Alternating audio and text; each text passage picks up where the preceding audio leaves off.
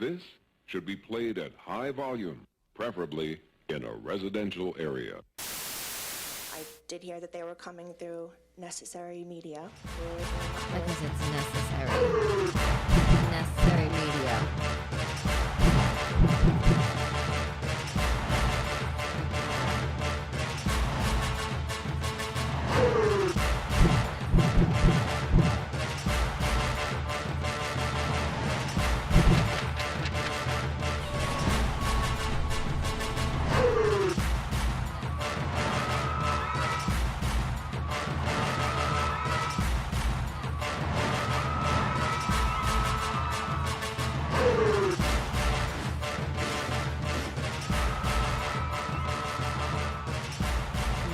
Media because it's necessary.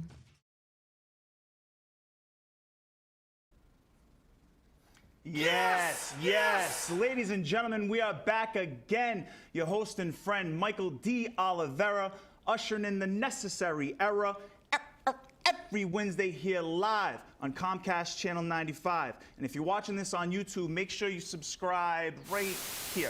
I'm going to put it right there. Now, ladies and gentlemen, we got another big show coming at you today. Like I tell you every week, the show keeps getting better and every week. So make sure you tell your friends, your family, your grandmother, your neighbors. I said before, go knock at your neighbors. I had some people reach out to me and say, but Mike, I don't know about my neighbors. No, this is Fall River, okay? Go knock on your neighbor's door.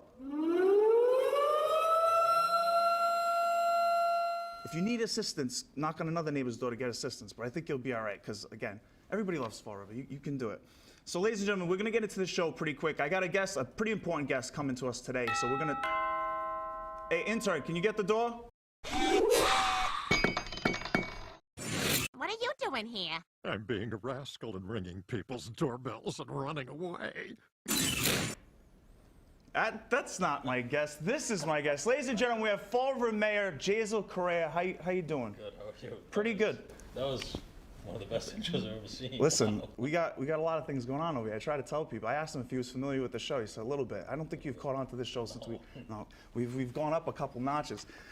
First off, I want to say I appreciate you being on here. Like I've told a couple of people, I know you're a busy guy. You're a busy guy now. Yeah, things have gone up a little bit on what you got to do. That's right. Your responsibility level, huh? A little bit. A little bit, just a little bit. Yeah. So I mean, I want to get into some things. There's a lot of stuff going on this week, but again, I mean, not only that, coincidentally, we've just pretty much hit your 100-day mark, right? Yeah. When officially was that?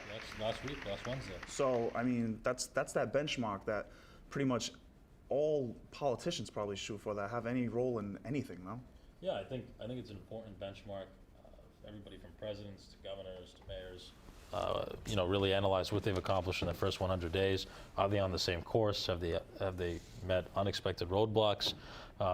And I think you mean like on Rock Street? Yeah, like that's one. That's a perfect example, right? So that was you a think no-flag zone award one, by the way. If you think about the mayor's role, I mean that's something that is totally out of my control, right? I mean that's something that you can never plan for a possible brick or rock or whatever could fall from that building, just out of the blue. So that's something you have to just quickly react. And no matter what I'm doing, whatever I'm doing in City Hall, all of a sudden we have to stop and address that concern. Right. It's the same thing with snow removal. It's the same thing with anything. Well, you kind of lucked out this year with snow removal. Yeah, we lucked out. We did okay. Well, actually, wait. I'm going to take that back because now, in a matter of 2 minutes, I've already covered. Now I'm about to get into another no-flag zone winner.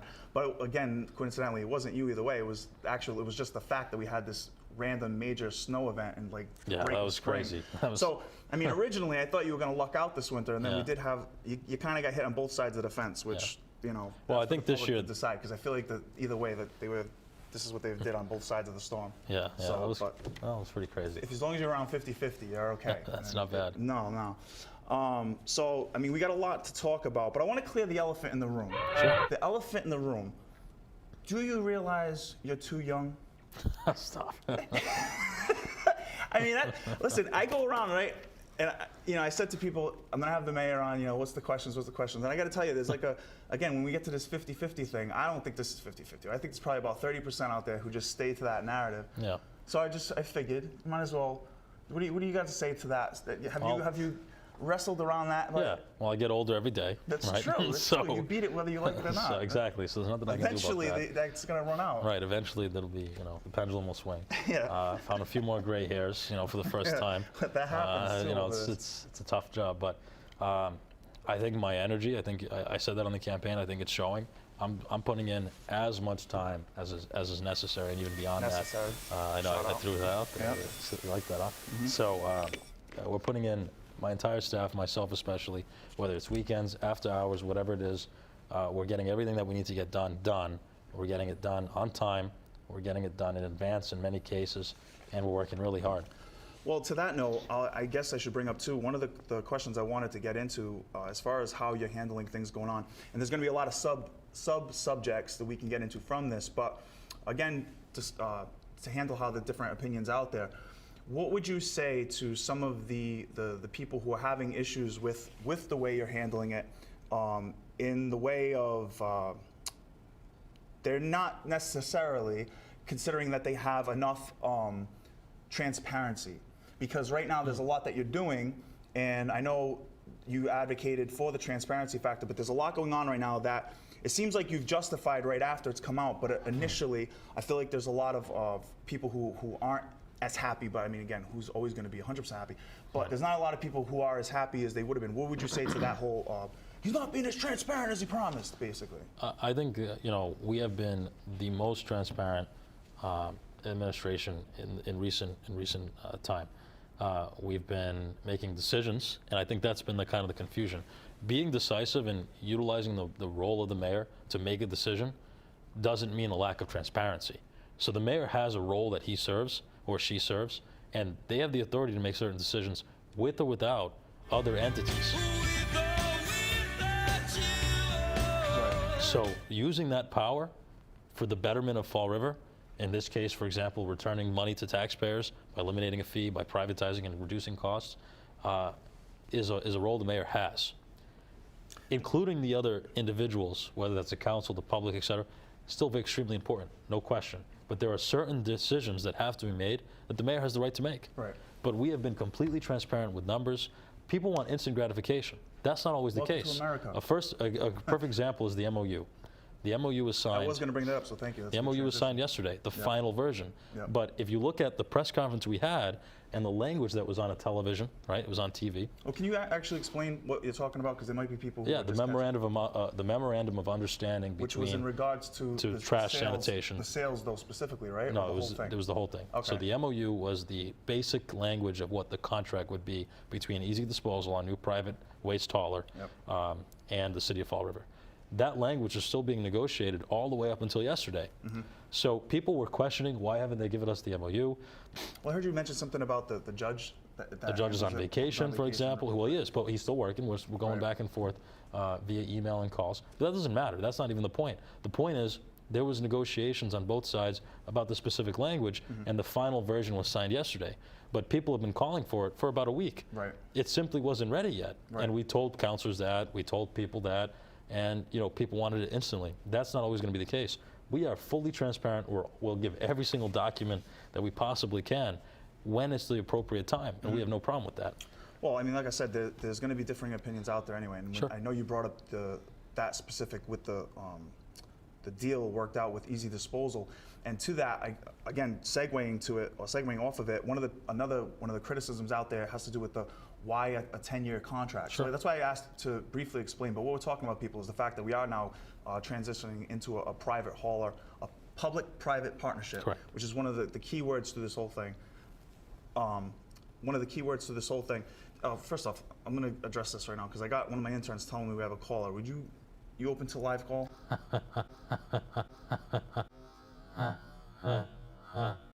I'm as probably as iffy as you right now, and I got my intern on this because are you open to take a call? Sure. I have no problem with Believe me, if there's an issue, because this, ladies and gentlemen, this is a PG-13 show. that. Yeah, is it delay time? No, but he's got to be on that finger, so everybody out there All right. understands this. All right. Hey, caller, you there? Caller. I don't know, intern. Jake, I got my two interns, Jake and Kelly. If they start slipping, I've already given them the warning. All right. easy come, easy go. You know what I mean with these people? You're tough over here, You huh? have to be. I'm gonna bring you Rule to with an City iron Hall. fist. Iron fist. All right, we got another one. We're gonna check it out. Hey, caller, you there? Caller. Listen, I don't know what's going on, but Jake, you're on a thin line, Jake. Jake from State Farm. That's good. Like a good neighbor. All right, listen, I don't know what's going on. I got my intern waving hands. Hey, caller, you there? I'm here. Can you hear me? Yes, we can. How you doing? Great. How are you? Pretty good. What, you got a question or a comment? I have a question and possibly a comment. Shoot. Can the mayor hear me? I can hear you. Yes. All right. So this is Nikki. I know. How are you, Nikki? For everybody out there wondering who might be familiar, this is Nikki Medeiros of so much fame as far as digging into trash, to put that lightly. She's good. She's good. Yeah. All right, it's my fault. Go, Nikki. Okay, so first I want to commend Jasiel on the move today, taking out construction and demolition debris from being accepted at Lewiston Street. Thank you. I was happy about. My question actually is, there's a little confusion. Will there be fines issued for non-compliance prior to July 1st, 2016? I know what she's getting at. I wanted to try to bring this up. So, Nikki, can I take it from there, or? Like, just to I want to clarify. So what she's talking about, and I didn't know how to touch on it, so I'm actually glad Nikki did call into that, because that gives her the excuse to wave that hammer. But I think what I wanted to transition that into is kind of the direct question of, I know when you were on the council, there was a lot of comments as far as the actual legality of where pay-as-you-throw stood. Has anything changed since you now becoming mayor with it, or has there, you know, what information maybe could you be privy to, or has there nothing changed and really this is just a new approach to it? What can you speak to that? Because what she's getting at is any changes that are going to take place now as far as collecting fines and everything, if the legality of pay-as-you-throw was questioned before, none of this could, I don't, correct me if I'm wrong, but I don't think any of this could actually take place, like actual fine collection or anything like that could actually be legal technically until the FY17 budget kicks in, which is July 1st. That's exactly where I'm going. I know. I just figured I'd put out, clarify for the people. Why do you think that it would be legal in 2017, FY17, and not currently? That's not on me. Because I believe you are going to make the changes necessary Bang. in FY17. I actually have faith that that'll happen, but I'm still concerned I'm sorry, what's happening. which changes? Price to that. Which changes, Nikki? What changes in FY17 that wouldn't exist in 16 for the fines? Well, right now we still have the sanitation enterprise fund. Oh, I see what you're saying. Okay, all right. Well, so this is, all right, you kind of got me in a weird position here because I just left, I had 4 meetings today with counselors. I am still advocating for the elimination, as everybody knows, of the sanitation enterprise account. Now, when you zoom in, I can see that I had shaved my mustache. It's okay. It's all right. So it gives you less of that. He's just a kid. Yeah, You're good. You're good. But anyway, so the enterprise account, I've advocated, Nikki, you know this, everybody knows this. I do. I've advocated for this elimination. The documents that we provided today to the Herald News, as well as the councilors that we briefed, and the WSAR interview that I did today, continue to show that that enterprise account has never been fully funded, has been subsidized with taxpayer dollars who may or may not use the service. That totals $33.9 million since 2009 of subsidies. This is, it's ridiculous. This is just a fraudulent account. So your question is very interesting because we have a deadline of when we really need to begin begin enforcement, true enforcement. We set that deadline as May 9th is when people will begin to receive their first infraction, which will be a letter saying, look, this is your first infraction, please comply with the program. That letter will also go to the homeowner. The owner of the property, who also may be the generator of trash. You may or may not know, you probably know this, everybody knows this, but those who may not know this looking at the TV, watching what's going on, that is an ordinance right now. I sent down a request, I told the council I'd like the enterprise account eliminated. They have not moved on that. So that could happen. You know, there's this ordinance meeting tonight. It's not on the agenda. Why?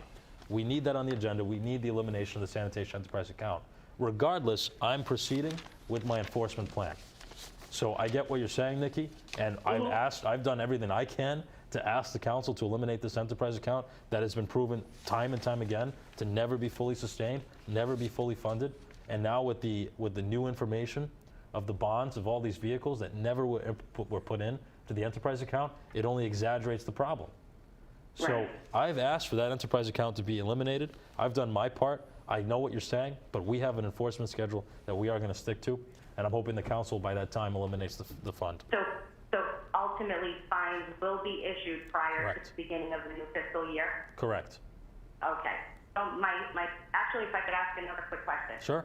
I was curious as to why Waste Zero would have to follow our sanitation trucks to compile a list of those who are non-compliant if for the last year and a half, almost 2 years, our sanitation employees have been checking the carts for compliance. Wouldn't Okay. they already know who's complying and who's not? Well, there's two. Great question, Nikki. So two things to that. The first is that our sanitation workers have not been following have not been doing the fine issuing and checking on compliance. We had that grant with the compliance officers, and although it was presented, I think at that time that eventually our sanitation workers would be the ones doing the compliance measures, that never happened. So I'm going to dispel that right now.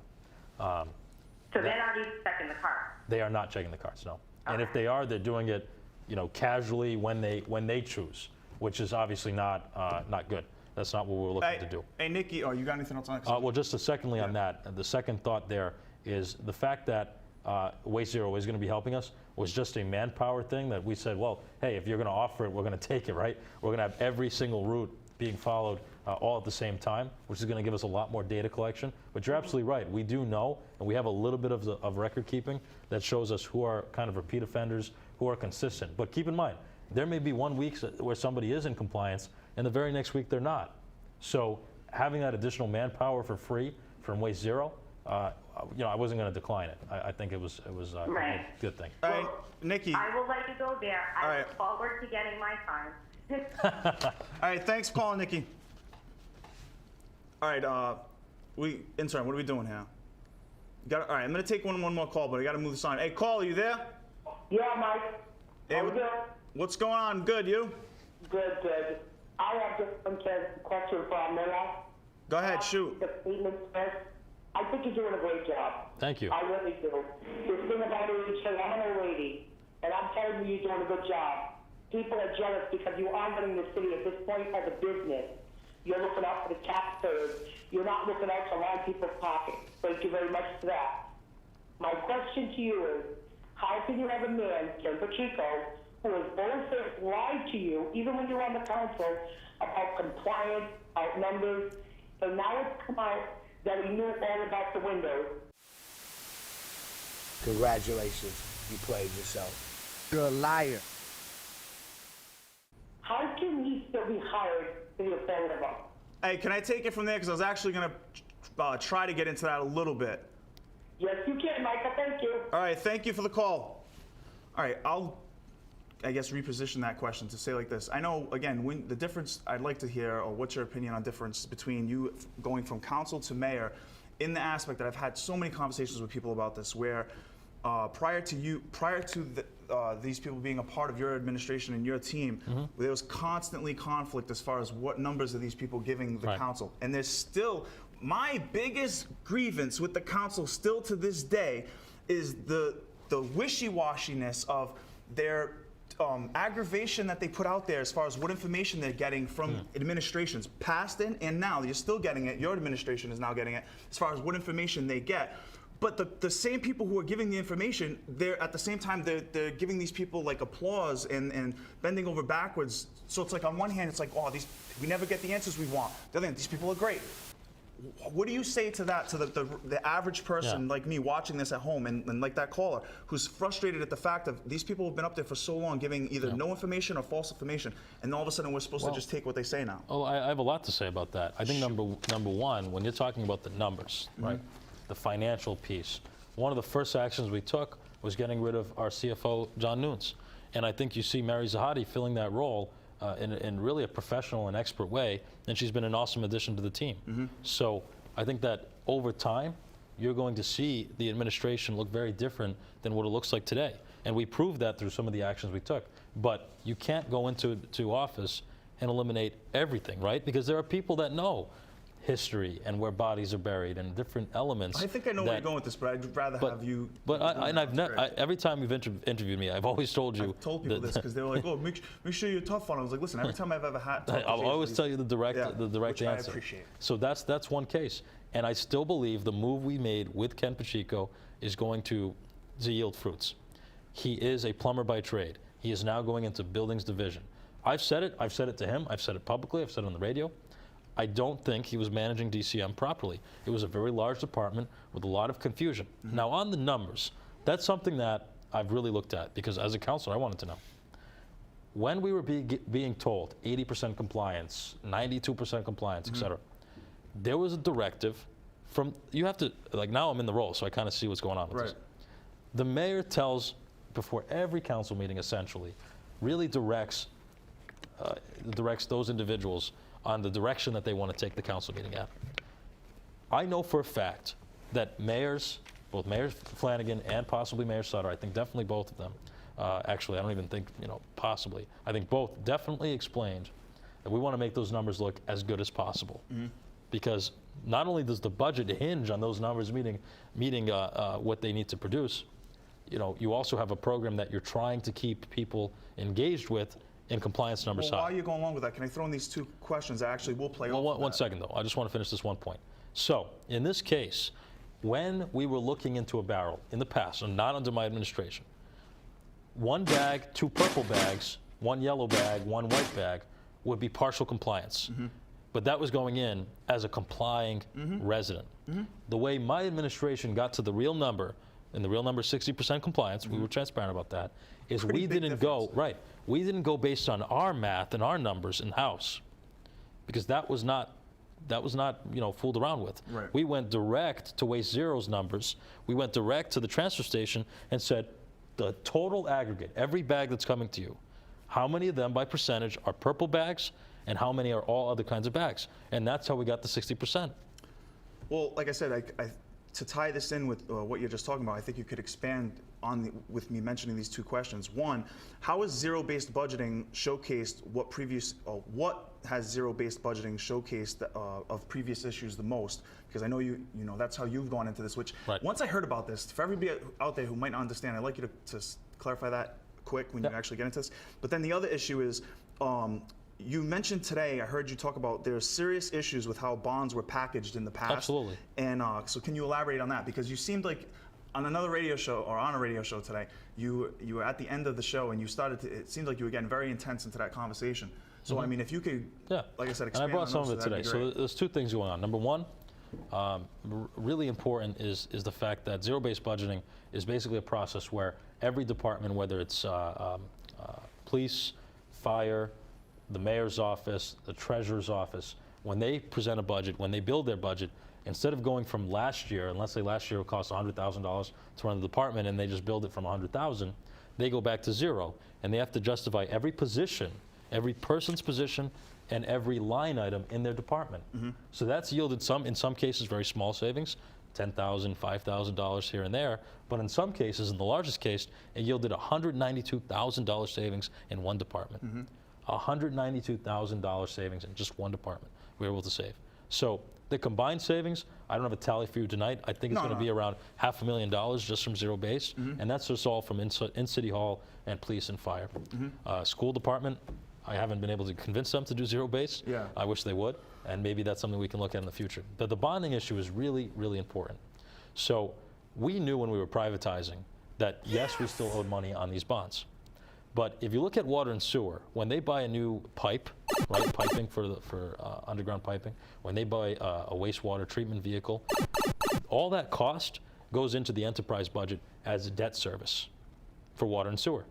And that's when water sewer rates go up. It's to pay that debt service, to pay salaries, to pay everything associated with that cost. You probably remember when I was a counselor, I constantly said sanitation has phantom costs. Those phantom costs are, for example, on a small scale, a percentage of Ken Pacheco's salary should have been in the sanitation enterprise account, because he does some sanitation work. That's a small one.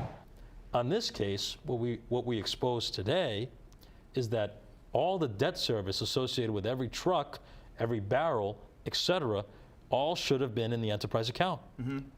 That's what you're supposed to do, Right. just like they do in water and sewer. So not only has this been subsidized to $34 million, almost $34 million since 2009, that doesn't include the debt service payments, which would just expand the savings we're going to have from privatization. Plus, we're not going to have to buy new vehicles ever again in that department for sanitation collection. Right. So what we exposed today, and this is a big problem, and it's much more complex than just a 5-minute conversation, but the gist is this. Debt was rolled into one large payment twice. One time in 2009 that only went long-term 3 years later in 2012. So no payments towards principal were made from 2009 to 2012. This happened a second time, which makes me believe that it was a conscious decision. There was a 2011 bond for $4.3 million. That didn't go long-term until Sam Sutter came into office in 2015, 3 years later. So no payments towards principal were made on either of those bonds during that 3-year period.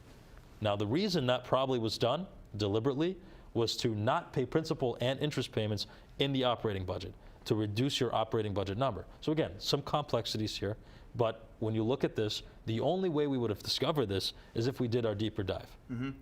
This on the surface was hidden. It was hidden from the public, it was hidden from administrations, it was even hidden from our independent auditor. Yeah, that's what I was going to say. Is what would you think makes the difference as far as you're the one, and when you jump in here, you're doing this digging as compared to anything prior to you? Meaning, like you're saying, even with the independent auditor, why was this type of assessment not given at that time? This wasn't because nobody was concerned with what we owed left on those trucks until we decided we're going to sell the trucks. Now, the reason you wouldn't have noticed this is because, I'll give you an example. Now, this is why this raised a massive red flag, and this is a huge accounting error. So in 2011, 13 Packers, 1 front loader was bonded for. Now, there was also $209,000 for police cruisers. This all went long-term as one giant bond, which shouldn't have happened. The sanitation equipment should have been separated out into the enterprise account, and that debt should have been paid separately from general fund debt. But what happened here is everything, police cruisers, Packers, everything was rolled into long-term for 15 years. So we're paying, and you've heard the council, you heard everybody say this, police cars only last 3 years. Right. Packers, in this case, Packers, the 13 Packers, the useful life is 5 to 7 years. We're going to be paying for these things for 15 years. Huge accounting error. And you know what happens. If you extend those debt payments, what do? You reduce your payment every single year. Right? So you're reducing your payment in the short term, but you're going to be paying more over the long term. Huge accounting error that we really have a problem with. Well, I mean, a lot of people should. That's why I wanted you to clarify it, because I don't think a lot of people understand fully, especially now with your administration coming in.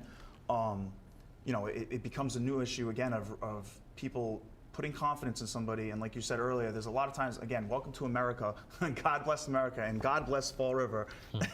The people want immediate satisfaction. So I mean, that is what it is. It's if you take the opportunity to explain it to people, because there's a lot of things, and I got about 2.5 minutes left, so I got to get this thing rolling quick. But I mean, there's a lot of issues that people are going to have where they just want information fast. I guess the only thing I could say is if you do this in like a minute, what would you say about the whole situation going on right now with the school transportation issue? I know people want to know about that. What's the actuality to this $500,000 that's owed? Is it something that, because I think there was miscommunication on the council floor, or people were just confused about the way the information was juggled. Is it something that we're going to have to be responsible for? Is it something that they're going to have to find in their budget? How's this play out? That's up to the council. The council can either make a transfer or they can tell them to find the money in their budget. On the school committee, what do you have any information to be able to give from that, or no? I don't have any information on that at this time. Well, that's about as much as I can go with that. All right, ladies and gentlemen, again, I'm getting to the end of the show. We're going to go into the fan favorite No Flex Zone Award of the Week. Hey. No Flex Zone. Hey. No Flex Zone. Hey. They know better. They know better. That's right, ladies and gentlemen, you are in the No Flex Zone. The No Flex Zone is a zone where you do not belong flexing. And by flexing, I mean doing anything you're not supposed to be doing in a place you're not supposed to be doing it. And again, I got to wrap this up quick, but this week's goes real quick. Today we had on the Ray Mitchell show. Ray Mitchell just pretty much admitted that he doesn't listen to anybody at Citizens Input. Someone called in about information that Dan Roblox gave. he's like, well, that's when I usually am getting ready at that time. I get my paperwork ready, so I'm not even listening. That literally came out of his mouth. I don't understand why. But ladies and gentlemen, that's going to be the show. I want to thank Mayor Jasiel Correia for coming on. I appreciate it very much. We do what we can in this half-hour program. Again, we went from this much time to this much time, but I appreciate it. So thank you very much. Thank you. And I hope I did whatever I could for people out there. It's good.